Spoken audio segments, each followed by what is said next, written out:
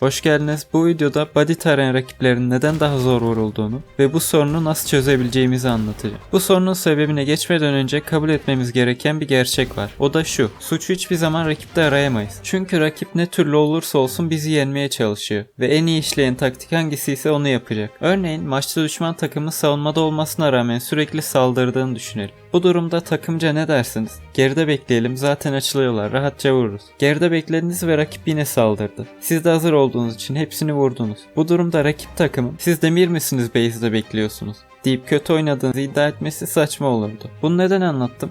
Çünkü bu örnekte anlattığım düşman takım gibi olmak istemeyiz. Bu yüzden sürekli body tarıyorlar, o yüzden vuramıyorum deyip rakipte hata bulmamalıyız. Hatayı her zaman kendimizde aramalıyız ki çözüm bulalım. İlk bölümü bitirdik. Şimdi body tarayan rakipleri neden daha zor vurduğumuza bakalım. Bu sorunun ilk ve en büyük nedeni heyecan. Peki neden? Çünkü küçük bir hedefi, yani kafayı nişan almaktansa vücudun herhangi bir yerini nişan alıp ateş etmek çok daha kolay. Dolayısıyla gövdemizi nişan alan bir rakip muhtemelen bizden önce ateş etmeye başlar. Eğer o ateş etmeye başladığında heyecan yapıp kontrolü kaybedersek tabii ki de vurmamız zorlaşır.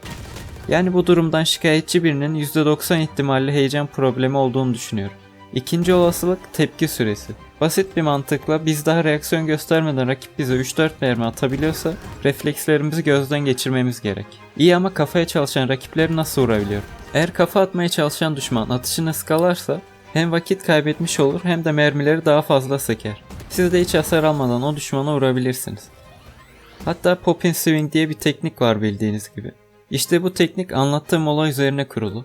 Rakibin ilk atışlarını ıskalamasını bekleyip sonra vuruyorsunuz. Sorunumuzu anladıktan sonra çözmek çok basit. Yine de fikir olması adına birkaç taktik söylemek istiyorum. Oyun içindeki heyecanı gidermenin en iyi yollarından biri Guardian oynamaktır. Bu silahla tek tek sıkmanız gerektiği için sakin kalmanızı sağlayabilir.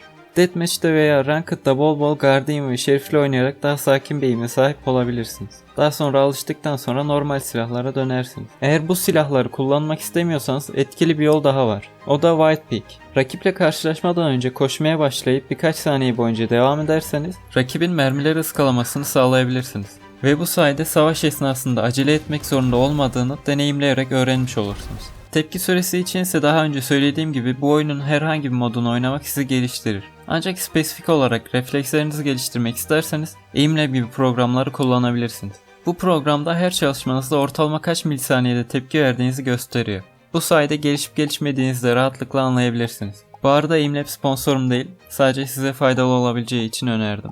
Oyunlarda karşılaştığımız bir soruna kendimce bulduğum çözümleri anlattım. Umarım faydalı olmuştur. Bu videoluk anlatacaklarım bu kadardı. Sonraki videolarda görüşmek üzere.